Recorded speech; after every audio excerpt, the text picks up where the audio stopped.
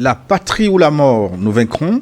La formule fétiche de Thomas Sankara revient au goût du jour, ou en tout cas au goût de la transition burkinabé. Objectif, réinitialiser le sentiment patriotique et valoriser la participation citoyenne à l'action publique. La patrie ou la mort, nous vaincrons, est-il plus productif que unité, progrès, justice?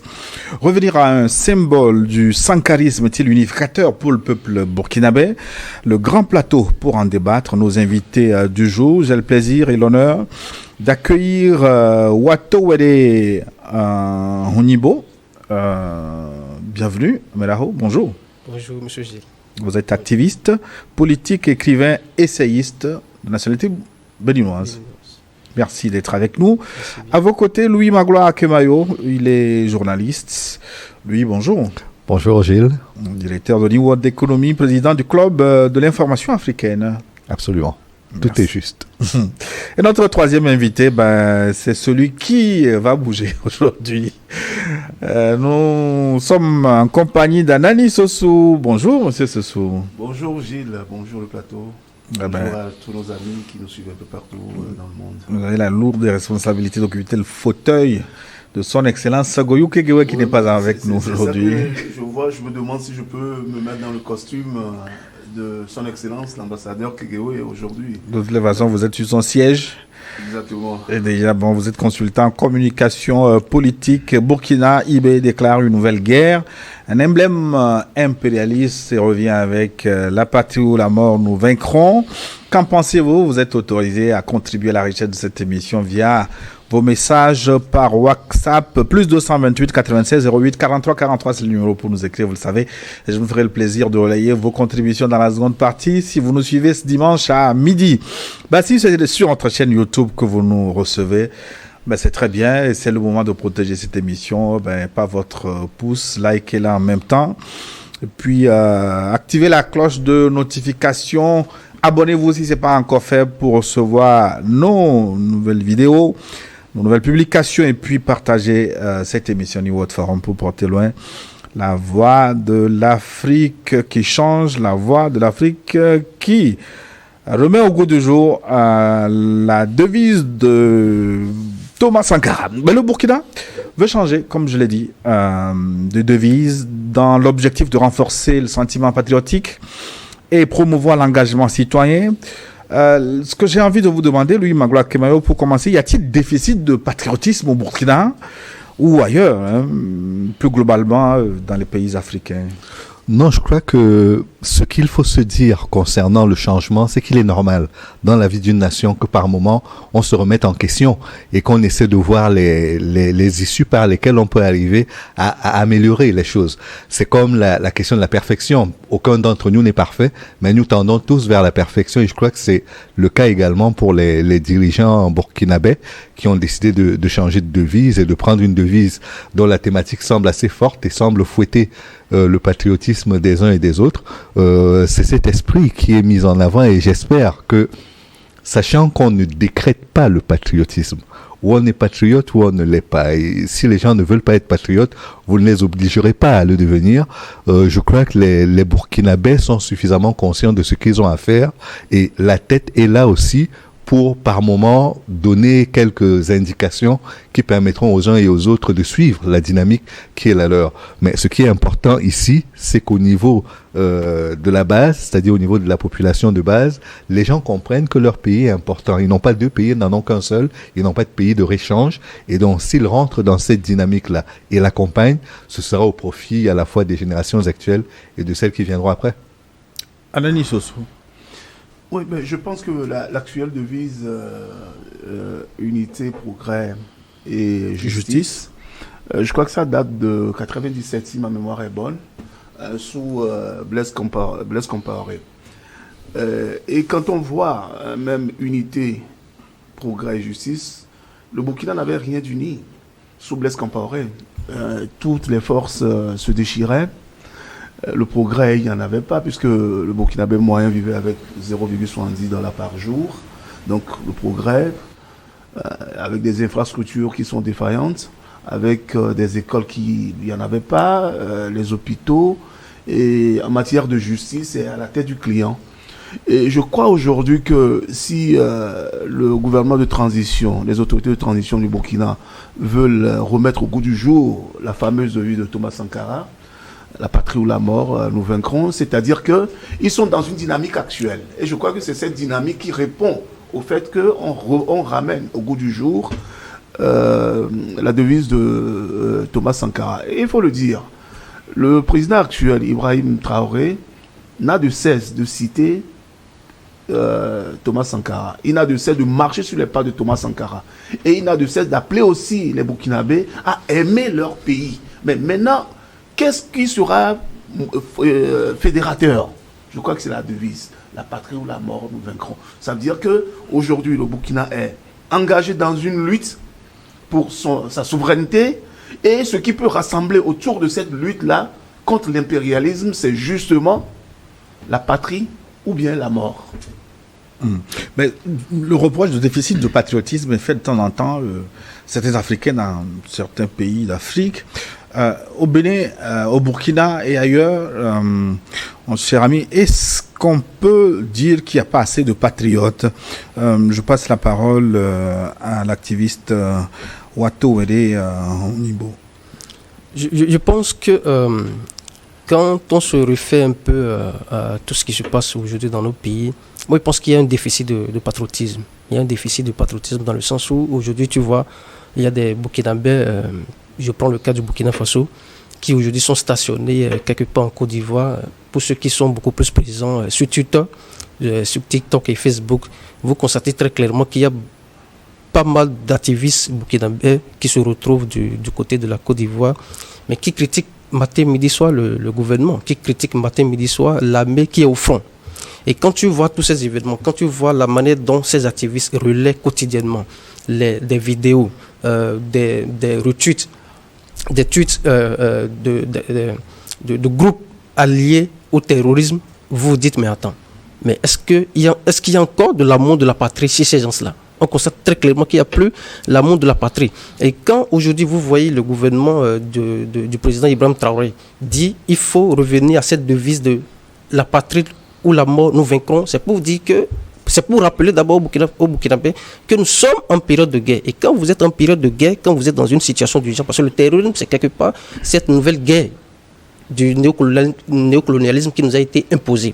Et donc quand vous vous retrouvez dans un contexte d'urgence, vous ne pouvez qu'aimer la patrie, que vous soyez un proche de IB, que vous aimez IB ou pas, le président Ibrahim Traoré ou pas, ou que vous aimez un membre de son gouvernement ou pas, la question n'est pas là, la question c'est la patrie. Est-ce qu'à l'heure actuelle, notre patrie est en danger? Mais actuellement, la patrie burkinabé est en danger, un peu comme les autres patries, le Bénin, le Togo, toutes les nations, tous les pays africains aujourd'hui qui sont touchés par les terroristes, mais c'est des pays qui sont quelque part en danger. Et donc, on rappelle aux populations, on rappelle aux citoyens que nous sommes en danger et que vous devriez aimer coûte que coûte la patrie.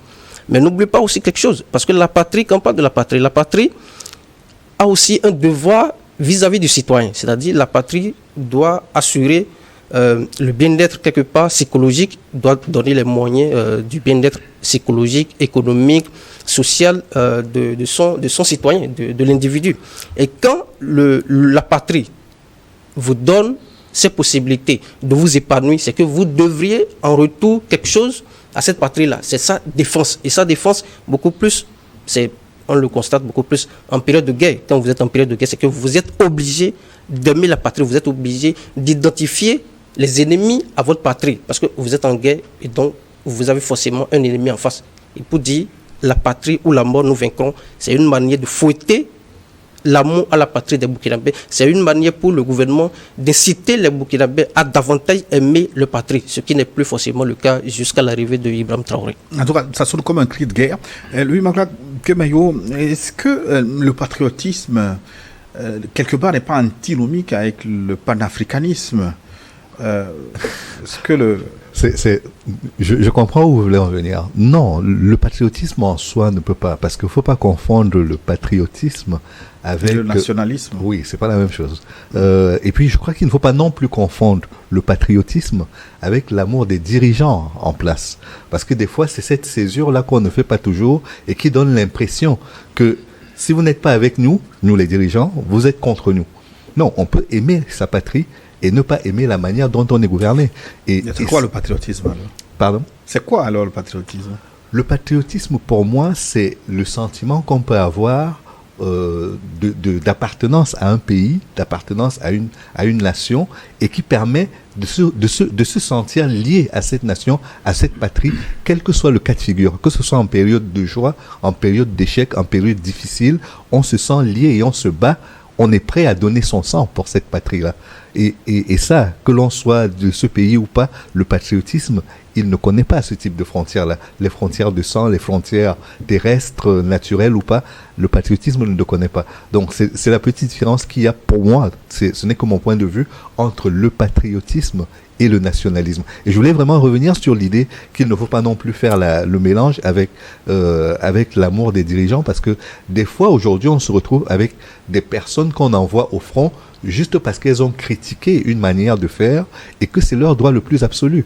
Pour moi, on ne devrait pas, parce qu'on a un point de vue différent de celui des dirigeants, être considéré comme un antipatriote. Sinon, ça ne servirait plus à rien d'avoir des débats sociaux, d'essayer de faire avancer la situation sociale dans le pays. Il faudrait juste prescrire dans toutes les écoles une façon de penser qui soit une pensée unique dans laquelle tout le monde rentrerait et qui ferait qu'il n'y ait pas d'écart de comportement de la part des uns ou Mais Louis Magloire, quand on est en guerre, est-ce que c'est le moment de formuler des critiques? Ça dépend des critiques. Ça dépend des critiques. Parce que la grande difficulté qu'il y a aujourd'hui concernant les dirigeants de la plupart des pays de l'Alliance des États du Sahel, c'est qu'ils sont militaires. En tant que militaires, ils défendent la patrie et quel que soit le cas de figure, nous les soutenons. Nous ne pouvons que les soutenir. Il n'y a pas d'autre issue. Mais ils sont aussi dirigeants politiques puisqu'ils ont pris le pouvoir par la force et qu'ils assument à la fois les responsabilités militaires et politiques. Je critiquerai toujours leur action politique parce que c'est normal de le faire. C'est sain qu'il y ait un débat contradictoire sur la scène politique. Mais en tant que militaire, s'ils sont au front, que je sois burkinabé, malien ou pas du tout, je ne peux que soutenir leur action parce qu'ils se battent pour assurer leur mission, celle pour laquelle ils ont été engagés et celle pour laquelle ils travaillent au quotidien. Donc je pense qu'il faut quand même qu'on arrive à établir cette nuance pour qu'ils ne se sentent pas tout le temps offensés. C'est pas leur action militaire qui est critiquée. Eux-mêmes, ils ont critiqué l'action politique de ceux qui étaient là avant. C'est pour ça qu'ils ont fait un coup d'État et ils ont critiqué l'action militaire de ceux qui les dirigeaient parce qu'ils estimaient que ce n'était pas de bons chefs. Donc, il faudrait que ce qu'ils ont dit ou fait concernant les autres puisse s'appliquer à eux sans qu'il y ait de représailles par rapport à cela. Anani Soso, le patriotisme est-il différent du soutien indéfectible aux dirigeants en place? D'abord deux choses. Lorsque des nègres sont là, qui soit vivent à l'extérieur, ou soit vivent dans nos pays, qui prennent leurs plumes pour combattre leur patrie, cela n'est pas du patriotisme. À qui vous pensez? Je pense à tous ceux qui sont là, derrière leur caméra, sur leur écran d'ordinateur et autres, qui sont là, au lieu de défendre l'intérêt d'abord de l'Afrique, qui lutte contre l'Afrique. Cela n'est pas du patriotisme. Parce que lorsqu'une nation est en danger, le patriotisme sous-tend qu'il faut être unis pour défendre d'abord l'intérêt général, quitte après l'intérêt général à se déchirer. C'est ce qu'on ne voit pas aujourd'hui chez nous. Parce que regardez ce qui se passe par exemple dans le cas des États du Sahel, où ce sont des pays qui sont en guerre, où leur lutte est une lutte qui est non seulement normale, mais c'est une lutte d'autonomie, de souveraineté, d'appartenance à un pays, à une région. Et que des nègres soient là, à l'extérieur, ou bien à l'intérieur même des pays, pour parler, pour lutter contre ces pays, en soutenant soit la puissance impérialiste, soit les voyous qui sont là à terroriser les populations. On ne peut que lutter contre même ces gens-là. Donc, quand Ibrahim Traoré, Assimi Goïta ou bien Tiani, ils disent que nous sommes en période de guerre, taisons tout ce qui est politique et luttons efficacement pour retrouver l'intégrité territoriale. Comment est-ce que vous voulez faire de la politique si le pays n'est pas en paix? Non, Louis Magloire, oui. Quand on veut faire de la politique, il faut qu'on soit en sécurité. Et lorsqu'on n'est pas en sécurité, comment voulez-vous qu'on fasse la politique? Imaginez au Togo ici, nous sommes ici sur le plateau en train de discuter. Si c'est un pays qui est en guerre, crois-tu qu'on aura cette possibilité-là de dire ce qu'on veut et quand on veut. Non, lorsque la nation est en guerre, on tait les débats politiques et on lutte d'abord pour la souveraineté. Une fois la souveraineté acquise et qu'on retrouve la paix, mais au chapelle politique maintenant de faire ce qui devrait être fait, à la société civile de faire ce qu'elle doit faire pour qu'il y ait une démocratie. Parce que lorsqu'il y a la guerre, il n'y a plus de démocratie. Regardez l'exemple de l'Ukraine. Est-ce qu'il y a eu des élections en Ukraine depuis là, alors qu'il devrait y avoir des élections? Il n'y en avait pas. Et personne ne dit rien pour ça. Vous pensez qu'il n'y a pas d'opposition en Ukraine? Mais est-ce qu'il y a une voix discordante aujourd'hui en Ukraine? Oui, bien sûr. Ouais, même au niveau des militaires. Elles sont où ces voix-là? Non, mais je dis, elles sont où ces voix? Ces derniers temps. Ce sont des gens, quand vous voulez parler, Zelensky aussi vous envoie au front. C'est ça la réalité que vous ne voulez pas. J'en connais pas qui ont été envoyés au front par Zelensky. Tu veux parler de liberté, etc. Oui. Mais lorsqu'on prend des gens de force, des jeunes de force qu'on incorpore dans l'armée pour aller au front. Est-ce que ça aussi c'est de la démocratie? Est-ce que ça aussi c'est la liberté? C'est parce que les Ukrainiens veulent retrouver l'intégrité territoriale. C'est pour ça que Zelensky a d'abord mis de côté à la fois les élections et à la fois l'opposition. L'opposition est soutenue. Donc n'allez pas toujours nous dire ici que nous sommes, parce que nous sommes en Afrique, on doit faire la démocratie, on doit faire ceci. Non, moi je ne suis pas partisan. Le problème qui se pose aujourd'hui pour nos pays, c'est d'abord retrouver l'intégrité territoriale du Burkina, du Mali et du Niger. Et puis juste après, quand tout sera fini, on ira aux élections, puisque c'est dans l'agenda même des États de... Donc la guerre d'abord, démocratie ensuite, comme disait quelqu'un, Louis Magloire, vous voulez réagir rapidement? Oui, non, je passe la parole à... Ce que je voudrais dire, c'est que on a le droit de se poser des questions, et même chez les militaires, où c'est un devoir d'obéissance qu'ils ont par rapport à leur chef, il arrive que des décisions, qu'on ait le droit de contester une décision. Tu as le droit de contester. Quand il y aura par exemple des obus qui seront tirés devant ta maison tout le temps, est-ce que tu auras cette possibilité même de penser à la politique? Soyons sérieux les gars. Soyons sérieux. Quand il y a la guerre, il y a des kalachnikovs qui tirent tout le temps, tu auras la tête même pour penser, tu vas dire, mais pourquoi les autorités ne nous ramènent pas la paix? Il faut la paix d'abord, puis après, on fait la politique. Mais comment voulez-vous, dans ce contexte du Burkina, où tous les jours, on tue, tous les jours, il y a des âmes qui crépitent, comment voulez-vous qu'on fasse la place à des gens qui veulent prendre le pouvoir? Anani, je vous écoute, mais j'aimerais que vous m'écoutiez également. Ce que je dis est très simple. Personne n'a la science infuse. Je dis bien, personne n'a la science infuse. Qu'il s'agisse de militaires, qu'il s'agisse de politiciens, qu'il s'agisse de boulangers, peu importe le corps de métier dans lequel on est, personne n'a la science infuse. Et personne non plus n'a plus d'amour pour la patrie que les autres. Si nous sommes, par exemple... Il y a des gens qui ont plus d'amour pour la patrie que les autres. Oui, ça, c'est une réalité. Ça dépend qui mesure tout cela. Si c'est à l'aune de ce que dirait, par exemple, quelqu'un qui est mon adversaire, je serai forcément quelqu'un qui a 0 degré, voire moins 1 ou moins 100 de patriotisme. Mais ce que je veux dire, c'est que il faut avoir cette présomption quand même de bienveillance vis-à-vis des gens pour dire, si la décision qui est contestée peut manquer de bon sens, essayons d'en discuter et de voir comment on fait pour que ça se passe bien. Moi, je vois juste, par exemple, dans des périodes difficiles de la vie politique de certains pays, les dirigeants politiques se retrouvent. Au Bénin, par exemple, j'ai vu récemment le président Talon se retrouver avec ses opposants, se retrouver avec une grande partie de ses prédécesseurs et d'autres dirigeants politiques pour discuter de la situation du pays. Ils ont eu une discussion off et ils ont eu une restitution de ces discussions en public, à la télévision. Je pense que c'est sain de procéder ainsi. Parce que si vous n'êtes pas sûr et où à 2 ou 3 cerveaux, on fonctionne toujours mieux qu'à un seul. Et donc, s'il y a cette pensée unique qui existe dans un camp et qu'à côté de ce camp, il y a d'autres personnes qui peuvent dire, attention, il y a juste une nuance, c'est que même si vous avancez, peut-être que la météo sera contre vous et tout ce que vous avez pensé sera détruit par la météo.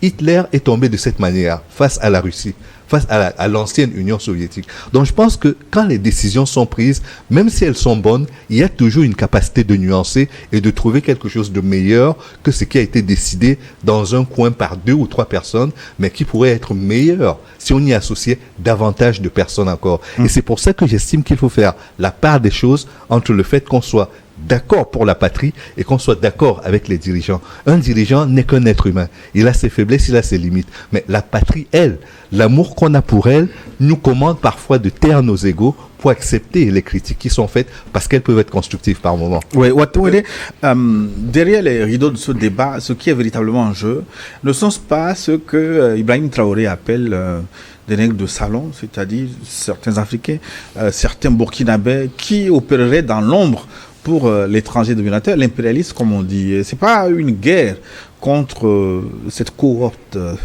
Absolument. Ce que je pense, ce que je constate, et en étant très présent, par exemple sur Twitter et TikTok et Facebook, c'est que la critique, il faut critiquer. Il faut, parce que c'est dans la critique qu'on peut apporter les solutions. Mais ce qui est fait dans le cas du Burkina Faso, ce qui est fait dans le cas du Mali, du Niger, c'est pas de la critique que les gens font dans les médias sociaux. C'est des actes de sabotage. Comment on appelle, des mercenaires de la plume engagés ici et là, qu'on peut très facilement identifier, par exemple sur Twitter, et qui peut-être payés parfois. Peut-être payés parfois par l'impérialisme. Bien sûr. Mais attends, quelqu'un qui quitte, par exemple, son pays natal. Je connais des profils, je connais très bien ce milieu, ce réseau. Quelqu'un qui quitte, par exemple, le Burkina Faso, qui va se réfugier comment on appelle, en Côte d'Ivoire. Mais il va se nourrir de quoi?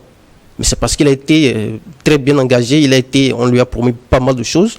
Et pour cela, il est obligé d'aller se réfugier en Côte d'Ivoire. Et qu'est-ce qu'ils font? Au fait, c'est pas de la critique. Parce que, comme le dit M. Magloire, moi je pense qu'on peut bel et bien, même en période de guerre, apporter des solutions.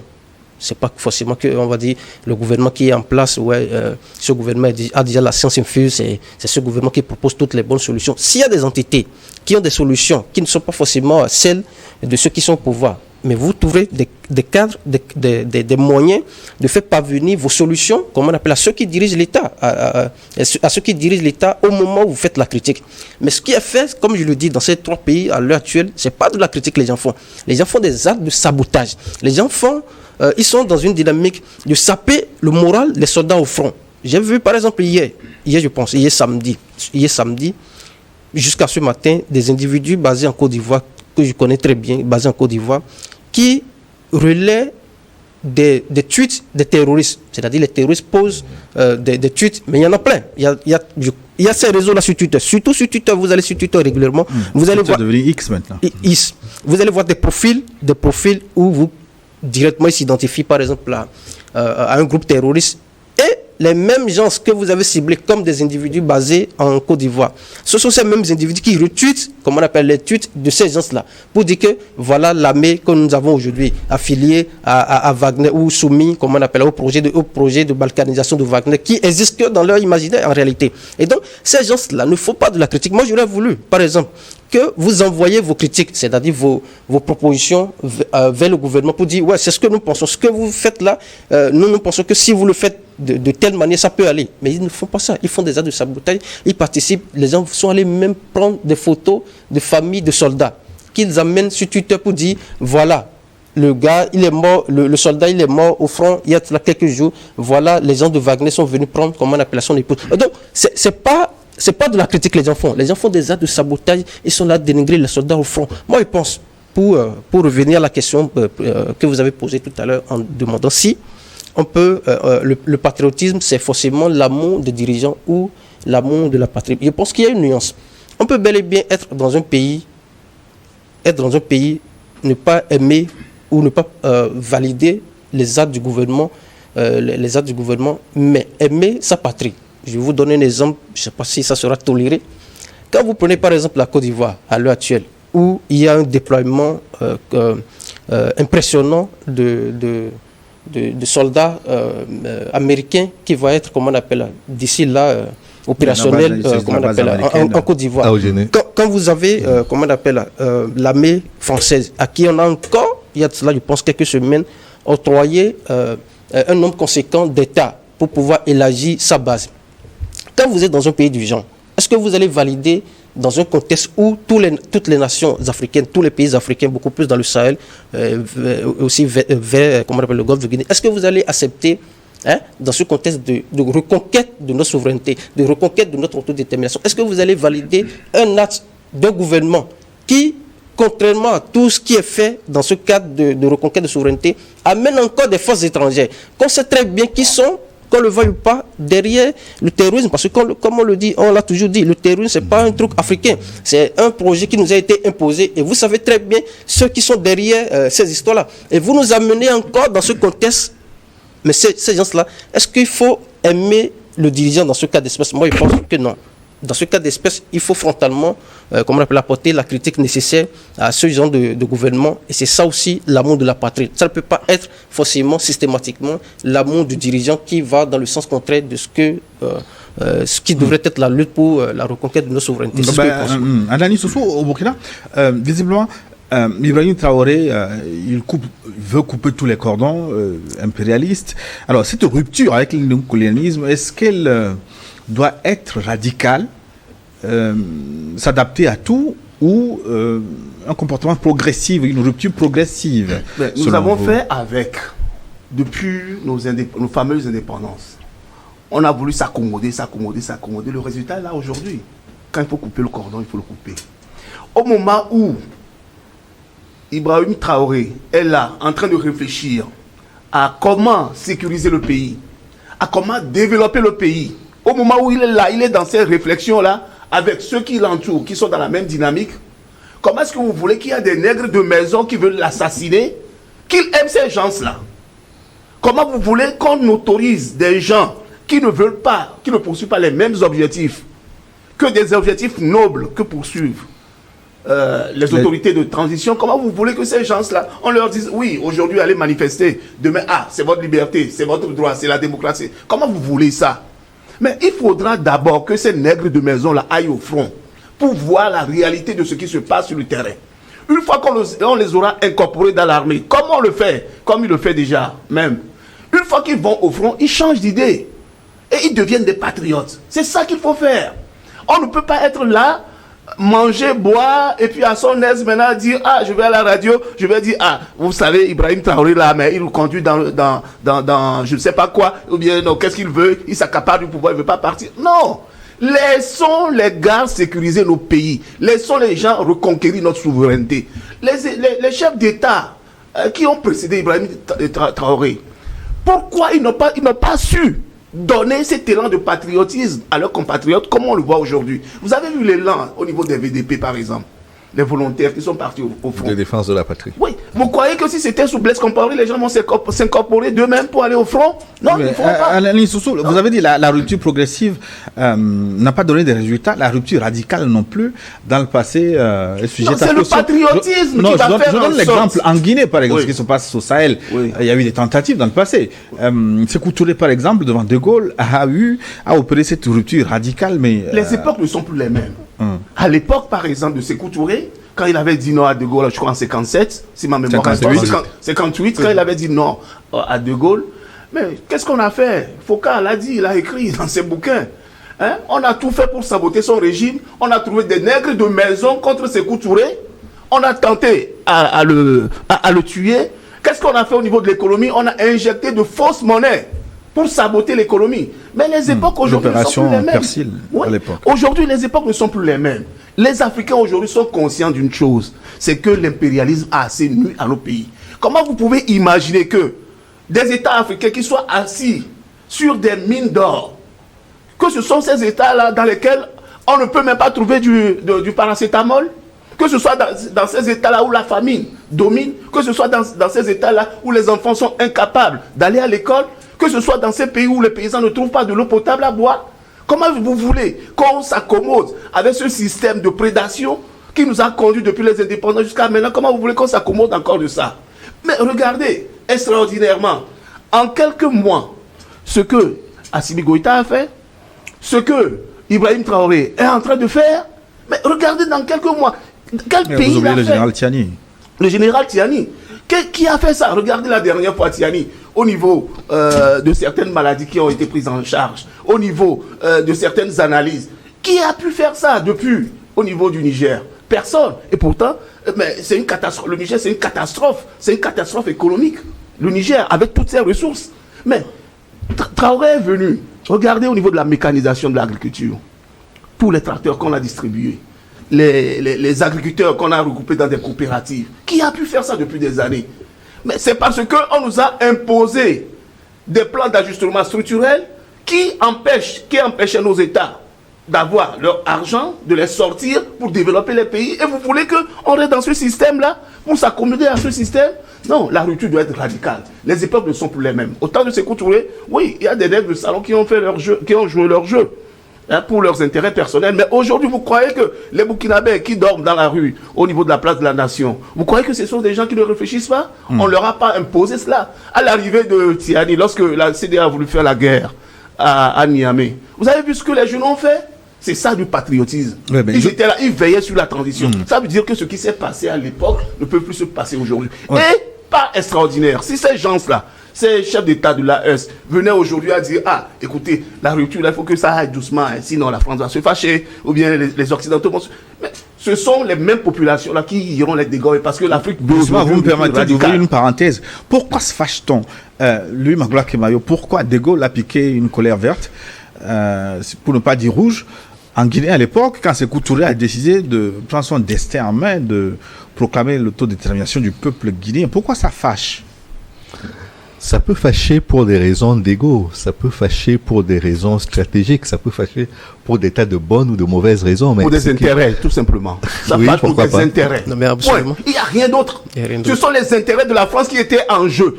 Vous voyez l'uranium qui a été, je ne sais pas, c'est du vol à ciel ouvert. L'uranium qui a servi à alimenter les industries en France.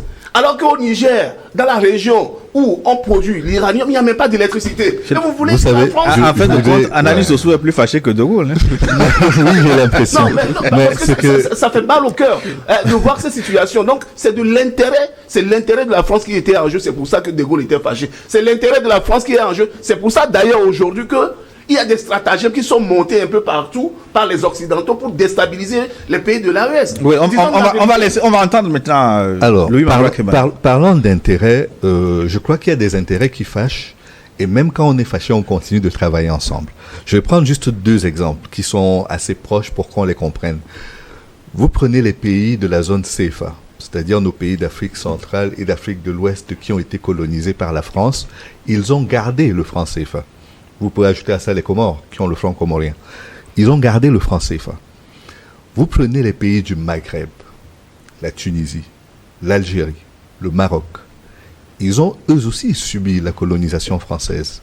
Mais si on devait aujourd'hui très objectivement mesurer le niveau économique de chacun des pays et surtout la qualité de la coopération économique avec la France, est-ce que vous pensez que la rupture avec le franc CFA entre la Mauritanie, le Maroc, l'Algérie, la Tunisie, a fait que ces pays-là sont fâchés avec la France?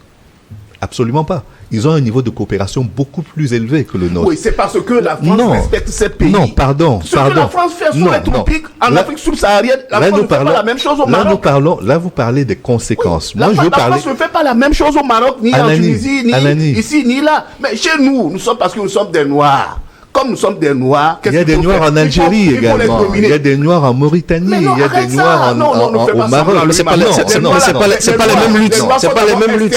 Ils sont d'abord en lutte. En Mauritanie, il y a toujours l'esclavage qui est toujours là. Parce que ce sont des nègres, justement. Non, disons-nous la vérité. Non. Laissons les expressions. Ce que la France fait en Afrique noire, la France ne fait pas la même chose au Maghreb. C'est pas possible. Oui, j'aimerais juste aller au bout de mon expression. Louis Magloire, Anani, je risque de vous envoyer au front.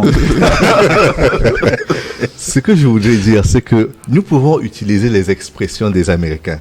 Nègre de maison, nègre de champ. Ça, c'est beau, mais ça ne décrit pas tout.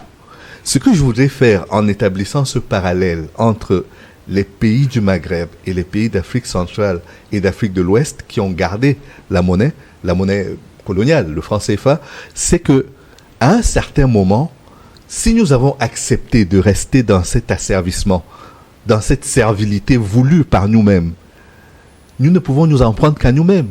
Les Maghrébins ne l'ont pas voulu et ils ont démontré qu'ils ne voulaient pas. Ils ont coupé les ponts sur le plan monétaire. Le Maroc a eu sa monnaie, la Mauritanie a eu sa monnaie, l'Algérie, qui a subi une guerre d'indépendance beaucoup plus dure que plus de 2/3 des pays d'Afrique de l'Ouest, d'Afrique centrale, a choisi sa monnaie. Mais quand vous voyez le niveau aujourd'hui de la balance économique entre ces pays du Maghreb et la France, vous les comparez avec l'ensemble des pays d'Afrique subsaharienne, je pense qu'elle est beaucoup plus excédentaire pour les pays du Maghreb que pour les pays d'Afrique centrale. Oui, mais Louis Magloire, ce que moi je veux comprendre pour le cas de la Guinée, par exemple, quand un pays décide de prendre son indépendance, de frapper sa monnaie, pourquoi doit-on être méchant jusqu'à aller créer des monnaies déversées Non, je voulais juste terminer. Dans l'économie pour perturber justement. C'est inacceptable, c'est intolérable. Personne ne peut soutenir cela. Ça a été fait, mais ça n'aurait jamais dû être fait. C'est ça qu'on est en train d'expliquer ici. Nous sommes d'accord là-dessus. La France a fait la même chose dans les autres pays, en fabriquant des dinars pour déverser, pour déstabiliser la monnaie du Maroc, de l'Algérie ou bien de la Tunisie. Non. La France n'a pas fait ça. Pourquoi elle fait ça avec nous? Parce que nous sommes des Noirs. Il faut reconnaître ça. C'est tout. Je vous ai dit qu'il y a des Noirs au Maroc également. Il y a ailleurs. Les Noirs dans ce pays, c'est pas quand même. Il faut dire, même en Égypte, l'Afrique était toute noire. L'Afrique était toute noire. Nous sommes d'accord là-dessus. Le problème qui est, c'est qu'au Maroc, en Mauritanie aujourd'hui, il y a l'esclavage. Et non, des nègres. Louis Magloire, moi je pas le sujet. C'est pas le sujet. Est-ce qu'il n'est pas nécessaire de faire le procès de ces genres de méchanceté, de c'est certain. Pour pouvoir éclairer de mon point de vue, l'actualité. De mon point de vue, demande à notre ami Magloire pourquoi on n'a pas fabriqué de faux dinars pour déverser dans la monnaie. Vous n'en savez rien. On l'aurait déjà su. Peut-être. On l'aurait déjà su. Les Marocains l'aurait déjà su. Vous n'en savez rien. Non, on l'aurait déjà su. Parce que la France n'a pas fait ça dans ce pays maghrébin. Dépassons ce stade. Nous parlions des intérêts. Et je disais, il peut arriver que certains intérêts soient préservés et que d'autres ne le soient pas, sans que cela fâche les deux partenaires. Et je prenais juste l'exemple de la monnaie pour dire qu'il est possible qu'on rompe avec un lien qui était important, qui ramenait quand même du cash, et que cela ne fâche pas tous les partenaires, qu'on continue d'avoir des échanges économiques à la fois productifs et très évolutifs. Mais et c'est pour ça que j'ai cité ces exemples-là. Maintenant, nous parlons des pays de la zone CFA. Et ces pays de l'AES en font partie. Je ne peux que soutenir leur combat. Je serais naïf et inconscient de dire que c'est pas normal. La souveraineté d'un pays, ça ne se négocie pas. Donc, nous sommes d'accord là-dessus. Mais une fois qu'on a dit ça, est-ce qu'on doit rester tout le temps dans le souvenir de si on n'arrive pas à faire si on n'est pas radical par rapport à tel autre? Nous ne sommes pas les seuls pays qui ont été colonisés. La France elle-même a été colonisée. Mais on n'est pas des radicaux. Les pays, le Vietnam a été on prend ce qui nous appartient. Ça, c'est pas être du radicalisme. Du tout pas. Ce qui m'appartient, je le reprends. Qui a parlé de ce qui n'était pas à toi. Qui a parlé de radicalisme? Moi, j'ai jamais parlé de radicalisme. Laissez-moi prendre le point de vue de Watoede et puis. Moi, je pense que on est en guerre et quand vous êtes en guerre, vous voulez rompre des liens. Ne jouons pas avec les mots. Ne jouons pas avec les mots. Quand vous voulez J'ai entendu Macron qui disait aussi on est en guerre. N'utilisons pas la guerre partout. Nous sommes dans une situation de défense de nos pays. C'est normal. Vous parlez de défense. Et qui parle de défense parle de la guerre. Au fait, ce que je au football et que vous êtes défenseur, vous êtes en guerre contre quelqu'un. C'est pas la même chose. C'est la même chose. Où des voyous armés par l'Occident tirent sur les populations civiles, tuent femmes, enfants, même les femmes enceintes. Mais on est dans une situation de guerre. C'est la guerre. C'est la guerre. Au fait, ce que je sais, ce que j'entends quand on parle de radicalité, de fermeté. On peut pas. Vous avez des liens avec des entités et ces liens ne vous permettent pas d'évoluer. Des liens qui ne vous permettent même pas, d'un point de vue économique, militaire, de vous épargner. Mais à un moment donné, il faut décider. Et quand vous décidez, ça peut pas être quand même. La fermeté se retrouve à quel niveau? Est-ce qu'il faut aller négocier encore l'indépendance? Est-ce qu'il faut encore négocier sa souveraineté avec l'entité qui vous la confisque? La question en réalité, c'est ça. Est-ce qu'il faut aller négocier encore? Moi, je pense qu'il ne faut pas négocier. Je vous rappelle l'histoire de la coopération de 58. La coopération de 58, c'était la coopération que nous avait, qu'on nous a imposée en 58. Parce que De Gaulle estimait que, maintenant, comme il y a trop de rébellions au sein des élites qui voulaient l'indépendance, comme il y a trop de rébellions au sein des populations qui voulaient, l'indépendance, il faut trouver maintenant la formule de domestiquer quelque part cette forme de rébellion-là. Qu'est-ce qui a été proposé? C'est la coopération de 58. Est-ce qu'on voudrait aujourd'hui encore une autre forme de cette coopération-là? Moi, je pense que non. Parce que si vous dites que vous voulez vous libérer d'une entité, qui vous oppresse, mais pourquoi aller négocier quoi? Il n'y a pas de négociation. Vous sortez des cadres, des accords qui vous Mais lient qui à ces empêche de le entités-là. faire? Qui vous empêche de le faire? Non, mais attendez, mais quand vous le faites... Pardon. Prenons Cuba. Vous connaissez Cuba? Tout petit pays, à côté des États-Unis. Comment est-ce qu'ils ont fait pour se libérer de l'oppression américaine? Et ça fait plus de 50 ans que ça dure. Ils ont réussi à le faire. C'est-à-dire tenir tête à un pays, continent, première puissance sur tous les plans sur la planète, mais ils ont résisté devant les États-Unis. Pourquoi nos pays unis ou même divisés en négocier, c'est ça? pas faire la même chose? Vous croyez qu'en caressant les États-Unis, Cuba va avoir son indépendance? Comment vous voulez qu'on négocie encore des gens, avec des gens non, qui nous ont imposé des accords coloniaux, ou par exemple, ce qui nous appartient, d'abord doit aller à la puissance colonisatrice avant que nous, on en bénéficie. Comment vous voulez qu'on caresse encore ces gens-là? Vous voulez insulter la mémoire de Fidel Castro? À quel moment il a négocié avec les États-Unis? Non, mais ça ne veut pas ça. Est-ce qu'il faut négocier ou bien il faut sortir? Et ce que je veux dire, c'est que les États-Unis n'ont pas fait pour déstabiliser Cuba? On s'en fout.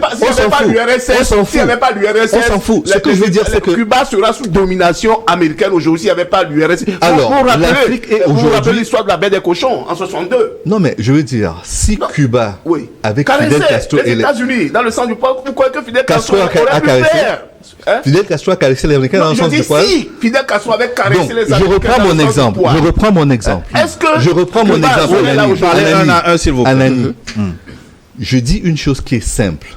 L'Afrique aujourd'hui est un carrefour diplomatique où vous croisez tout le monde. Vous avez les Chinois, vous avez les Coréens du Sud, les Coréens du Nord. Vous avez. Non mais diplomatique. On s'en fout. Le sujet n'est pas là. Je veux dire, si nous continuons de réfléchir en plaçant la France au centre de nos intérêts et de nos préoccupations, c'est notre problème. Si nous commençons à réfléchir autrement, en nous mettant au centre du jeu et en choisissant... Je vais juste terminer. Si nous commençons à imaginer que nous sommes au centre de nos propres préoccupations et que une fois que nous avons délimité ces préoccupations-là, nous choisissons nos partenaires et qu'on exclut la France, personne ne viendra nous faire la guerre à cause de cela. Personne. Donc, à partir du moment où nous sommes capables de faire ça, comme Cuba le fit dans les années 60, soyons courageux. Posons des actes concrets. Arrêtons de parler. Il y a trop de paroles et très peu d'actions. Ce que je voudrais aujourd'hui, c'est que les Africains sont en train de faire, ils posent des actes concrets aujourd'hui. C'est-à-dire que nos pays, dans l'ensemble, qu'on ne se limite pas aux dirigeants. Il n'y a pas de dirigeant qui va venir nous sauver du néocolonialisme. Ça n'existe pas. Les dirigeants providentiels aujourd'hui en imposant la volonté. Mais ce sont les dirigeants qui prennent les décisions. Permettez-moi juste de conclure. Ça vous permettra également de dire d'autres choses par rapport à ce que j'ai dit. Je dis, il n'y a pas de dirigeant providentiel. Sankara fut un homme exceptionnel. Malheureusement, il a été tué. Qu'est-ce qu'on fait après? Pas des nègres de maison. Laissons les expressions nègres de maison. Ce que je veux dire, c'est que nous avons... C'est quoi un nègre de maison? On ne peut pas c'est quoi un nègre de maison? C'est des nègres de maison comme Blaise Compaoré, armés par les puissances colonisatrices qui ont assassiné Thomas Sankara. Ça, c'est une vérité. Ce que je veux dire, c'est que c'était un leader providentiel à son époque. Malheureusement, il a été tué. Si la dynamique n'avait pas suffisamment pris, on n'aurait pas aujourd'hui IB et tous les autres. Mais je veux dire, il faut aujourd'hui une masse critique de gens suffisamment conscients pour qu'on n'ait plus un dirigeant providentiel qui peut être écarté et cela met fin à l'initiative qui a été menée. C'est ça qu'il faut aujourd'hui. Et pour ça, il faut de l'action. Trêve de parole, des actions. Des actions qui permettront de construire des écoles, qui permettront d'alimenter les populations, d'acheter le cacao au bon prix, de vendre les... Enfin, je veux dire, il y a quand même d'énormes chantiers aujourd'hui qui font que... On a mis fin aux accords coloniaux ou pas? Non, mais... Des pays ont mis fait ça, ce sont des actions concrètes. Ce sont des actions concrètes. On a négocié le prix de l'uranium, n'est-ce pas? Une dernière question, ça me permet de faire un tour de table pour clôturer cette première partie. Est-ce que le Burkina Traoré est-ce qu'il est bien parti pour transformer la révolution politique en moteur psychologique de développement et d'autodétermination? C'est déjà une minute chacun. Est-ce qu'il est sur le bon chemin? Il est sur la bonne voie, soutenu par les populations. Psychologiquement, tout Burkinabé aujourd'hui vous dira que, écoutez, la dynamique imposée, amenée et imposée par Traoré, nous permet aujourd'hui de nous retrouver, notre fierté, de nous retrouver en tant que Burkinabé. Ça, c'est une fierté patriotique que les Burkinabés ont, qu'ils n'avaient pas avant. Donc, c'est une forme psychologique de dire aux populations que, écoutez, nous étions dans des étapes qui ne nous ont pas permis d'être fiers, Burkinabés. Aujourd'hui, la dynamique, elle est là. Est-ce que vous voulez retourner encore aux périodes de plomb aux années de plomb, ou bien est-ce que vous voulez qu'on retrouve notre souveraineté et que l'argent qui nous appartient soit à nous et que nous décidions nous-mêmes de son utilisation? C'est ça aujourd'hui ce qui se passe. Ce sont des actions concrètes. Wato, on dit vous? Moi, je pense que la dynamique dans laquelle se retrouve aujourd'hui le Burkina Faso sous le leadership du capitaine Ibrahim Traoré, c'est une très belle dynamique. C'est la dynamique panafricaniste dont on a tout le temps rêvé. C'est la dynamique souverainiste dont on a tout le temps rêvé. Vous allez aujourd'hui au Burkina Faso, pas forcément que vous allez. Vous-même ici, vous prenez votre téléphone portable, vous savez tout. Vous savez déjà que aujourd'hui au Burkina Faso, on permet à des entreprises qui étaient tombées dans les mains de quelques privés, on permet à ces entreprises de revenir dans le giron de l'État. On permet, et pas dans des domaines, pas dans de petits domaines, dans le domaine de l'hydrocarbure, dans le domaine des mines, dans le domaine des transports. Ces entreprises qui étaient dans le main de quelques privés sont aujourd'hui dans le giron de l'État. Pour vous dire quoi, quand il y a une entreprise de l'État qui tombe dans le main des privés, la question de la justice sociale, elle n'est plus au cœur de l'action gouvernementale. Parce qu'il faut que les entreprises qui étaient dans le giron de l'État puissent être dans le giron de l'État, mais beaucoup plus bien gérées, dans la transparence. Et aujourd'hui, au Burkina Faso, vous avez de la transparence chaque jour. Même hier, j'ai lu des points qui ont été faits par le gouvernement sur comment telle société a été gérée, combien de milliards nous avons fait ce mois-ci, combien de milliards ont été envoyés dans tel secteur, dans des secteurs qui touchent directement la population, pas qui touchent forcément que les élites. Non. Et donc, moi, je dis, ce qui se passe au Burkina Faso aujourd'hui, nous devons tous, en tant qu'Africains, apprécier. On permet aujourd'hui au Burkina Faso, à l'armée du Burkina Faso, d'être souveraine. Mais il n'y a pas plus meilleure lutte que ça. Que vous échouez ou pas, la question n'est pas là. Est-ce que vous êtes souverain dans vos actions, dans vos actions politiques? Est-ce que vous êtes souverain? Aujourd'hui, l'armée burkinabé, elle est souveraine. Elle a la possibilité, par exemple, d'aller acquérir les moyens militaires dont elle a besoin. Et si c'est arrivé comme ça, c'est parce qu'on a rompu avec l'accord du 24 avril 1961 qui contraignait par exemple le Burkina Faso à s'approvisionner en équipement auprès de la France. Oui. Et c'est parce que cet accord a été rompu. Parce qu'on parle de fermeté et de compromission. Fermeté, est-ce qu'il faut négocier encore l'indépendance ou il faut négocier sa souveraineté? S'il fallait négocier encore avec la France, vous pensez que le Burkina Faso pourra rompre avec cet accord? Non. C'est parce que on veut de la fermeté. C'est parce qu'on sait que vous qui nous opprimez, vous n'avez pas de force sur nous. Vous n'avez pas de force sur nous. Et donc, nous n'avons pas besoin de votre aval avant de rompre certains accords. Et donc, l'accord a été rompu. Moi, je pense que la dynamique, elle est très belle. Elle permet au Burkina Faso d'acquérir tous les leviers de sa souveraineté. Et ça doit être influé dans tous les autres pays. Louis Magloire Crémaillot, en une minute. Moi, je crois que c'est normal que dans un pays, on aille vers la lutte pour plus de souveraineté, pour plus de fierté, et qu'on se batte pour cela. La patrie ou la mort, nous vaincrons. Moi, ça me parle. Mais ce que je veux dire, c'est que il faut aussi lire l'histoire. Quand Mobutu est arrivé au pouvoir en République démocratique du Congo, anciennement le Zaïre, il a fait une révolution qui était beaucoup plus avant-gardiste que celle-là. Il a nationalisé un certain nombre d'entreprises qui appartenaient aux Belges. Il a fait la zaïrisation, grosso modo, qui faisait qu'aujourd'hui, dans la politique du pays, il fallait que ce soit d'abord les Zaïrois, ensuite les autres. Mais qu'est-ce qui s'est passé quelques années après? La gabegie financière et d'autres phénomènes ont fait que cette révolution qui était partie pour devenir exemplaire sur le continent a été un énorme échec. Et quand le prix du cuivre et de certaines matières premières ont chuté, ça a été le clap de fin pour la révolution de Mobutu. Donc je veux dire, il faut se rappeler également que dans l'histoire, on n'est pas en train d'inventer l'eau chaude. Il y a des événements qui se sont produits et nous devrions tirer tous les enseignements liés à ces événements-là. Nous marquons une pause pour des impératifs. Comme monsieur, une nouvelle édition du journal. On se retrouve dans une dizaine de minutes pour la suite et la seconde partie de New World Forum. Et nous aurons l'occasion aussi de relayer vos messages qui tombent en grand nombre au plus 228 96 08 43 43. Tout de suite.